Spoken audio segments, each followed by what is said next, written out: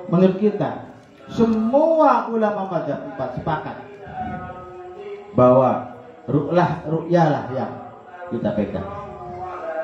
Jangankan mazhab 4 yang ahli sunnah wal jamaah, di luar mazhab ahli sunnah wal jamaah, yaitu Syed Abdul Qasim, seorang ulama dari Syiah Imamiyah, itu mengatakan bahwa ru'yahlah yang dipegang. Kalau tidak bisa ru'yah, maka gedapkan hitungan hari bulan. Itu menurut ulama Syiah, ulama Syiah. Artinya hampir seluruh dunia mungkin itu berpatokan, berpegangan terhadap sistem ru'yah, melihat posisi bulan, pergerakan bulan, dilihat berapa derajat dan seterusnya. Kalau posisi dan bentuk bulan itu tidak terlihat, maka disempurnakan bulannya menjadi 30 hari. Gitu. Sebetulnya pakar-pakar hisab pada astronom itu juga sebetulnya terjadi perselisihan, karena hitungan bisa saja meleset, hitungan bisa saja nggak sama dan sebagainya. Ru'yah aja seperti itu. Ya, tidak. Makanya supaya tidak terjadi gonjang ganjing itu kan, tidak terjadi gonjang ganjing, ulama 3, siapa lagi Mas? Ulama 3 itu Abu Hanifah, Imam Malik, Ahmad sepakat bahwa otoritas yang menentukan terhadap keputusan Syawal atau permulaan Syawal atau permulaan Ramadan itu ada di tangan pemerintah. Itu loh. Itu makanya yang jelas kita perkuat keyakinan kita, pendapat kita dengan dasar hadis yang sahih. Jelas Qur'annya juga ada. Ya kan? Di Qur'annya juga ada. Hadis sahihnya juga ada. Kenapa kita mesti ragu? Udah kita yakini saja. Jangan terpengaruh oleh mereka yang mengatakan. Yang penting jangan sampai kemudian menyalahkan. Itu biar aja. Mereka berdasarkan pendapat mereka. Lah itu nggak bisa. Biar saja. Di Qur'annya kan memang syahidah minkum syahra falyasum. Faman syahida minkum syahra falyasum. Faman syahida minkum duhul syahri bi ru'yatil hilal. Itu kan syarahnya ada. Tafsirannya itu ada. Maka falyasum. Nah, udah ya. Itu. Oleh karenanya kita dilatih untuk bersikap bijak terhadap terjadinya pertentangan. Ini sudah terjadi sebetulnya. Pertentangan ini sudah terjadi di zaman dulu. Sudah terjadi. Sekitar setengah abad yang lalu sudah terjadi. Pertentangan mengenai masalah ru'yah dan hisab ini sudah terjadi. Sehingga ulama kemudian lebih mengorek, mencari dan mengarang sebuah kitab dabraka untuk mendukung pendapat ru'yahlah yang dahulukan. Mereka pun yang hisab juga mendukung dan seterusnya. Biasa saja. Karena beberapa ulama Syafi'iyah pun ada yang melegalkan. Biasa saja. Kita nggak perlu kemudian mereka menyalahkan kita karena pakai ru'yah, kita juga menyalahkan mereka karena memakai hisab. Hadisnya nggak ada. Sumu liru'yati, waftiru liru'yati, kan begitu. Berpuasa karena ru'yah, berbuka puasa Syawal karena ru'yah. Kalau tertutup bulannya maka sempurnakan 30. Hadisnya kan jelas. Kata kita begitu. Jadi semua sama benar. Yang salah itu yang tidak puasa. Itu gitu aja. Yang salah itu yang tidak puasa. Yang salah itu yang tidak terang. Kan begitu. Udah biarkan aja.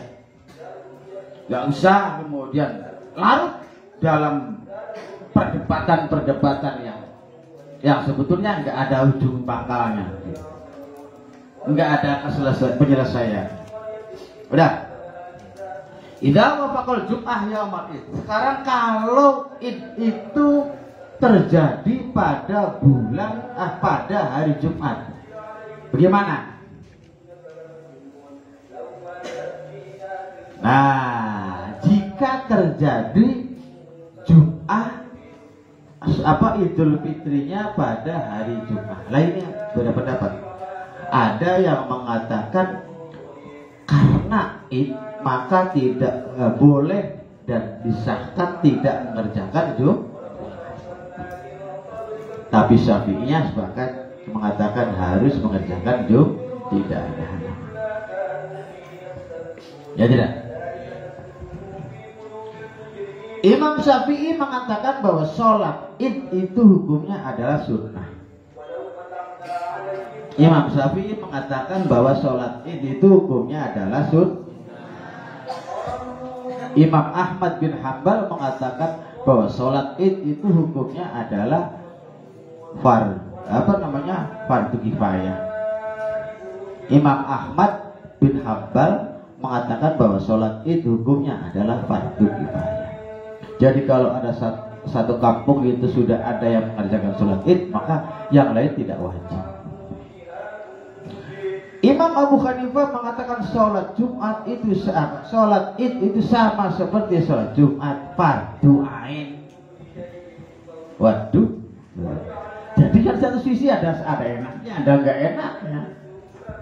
Jadi nggak bisa kita mengikuti mazhab milih yang enak-enaknya aja, nggak bisa. Nggak bisa itu namanya. Mencampur adukan mazhab itu nggak boleh, haram.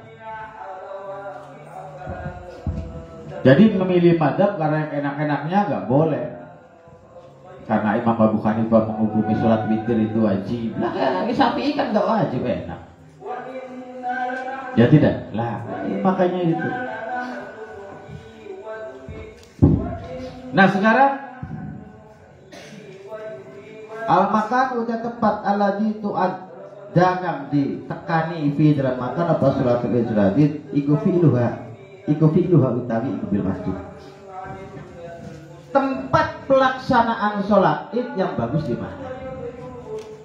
Jadi kan,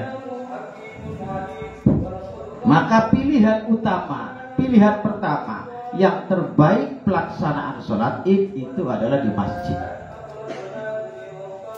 Pilihan pertama. Kalau ternyata masjidnya itu kecil sehingga tidak memuat untuk kenapa di masjid yang utama? Karena di masjid memiliki beberapa keunggulan dibanding di luar masjid. Ya tidak?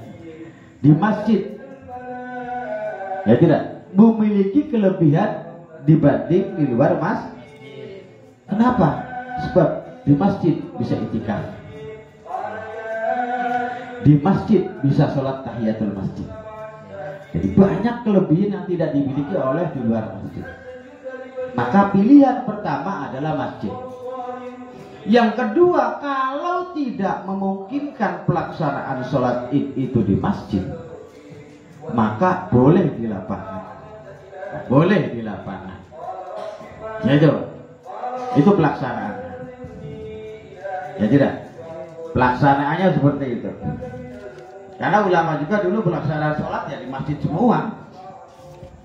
Pelaksananya di masjid semua. Ada id itu ada dua.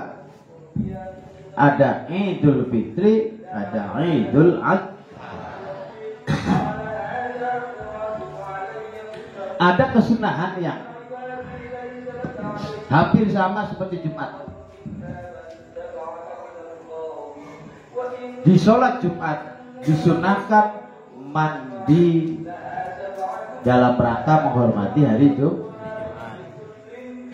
mandi dalam rangka menghormati hari Jumat dari mulai jam 7 kalau Jumat itu sampai menjelang imam berdiri. Ya, udah? Itu kalau Jumat untuk orang yang mengerjakan sunnahnya. Sunnahnya untuk orang yang mau mengerjakan sholat Jumat. Sholat Id sekarang itu juga sama seperti Jumat, punya kesunahan mandi. Punya kesunahan mandi.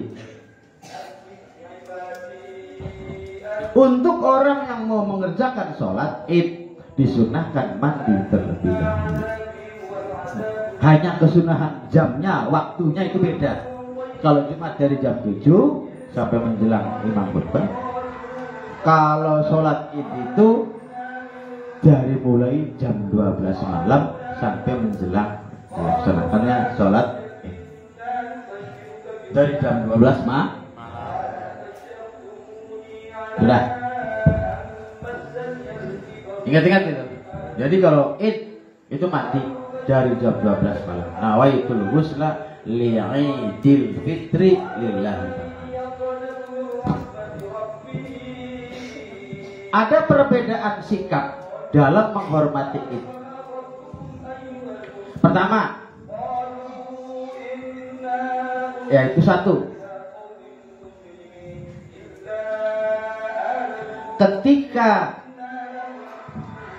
subuh berkumandang, selesai sholat subuh, sebelum pergi mendatangi tempat pelaksanaan dilaksanakannya sholat, dianjurkan, disunnahkan makan terlebih dahulu untuk Idul Fitri. Nah, jadi sebelum berangkat ke tempat sholat disunnahkan makan terlebih dahulu. Kenapa? Kenapa? Selama 30 hari kita dilarang untuk makan setelah sholat subuh. Sekarang dibolehkan. Itu anugerah dari Allah, kita ambil anugerah itu. Maka disunnahkanlah makan terlebih dahulu.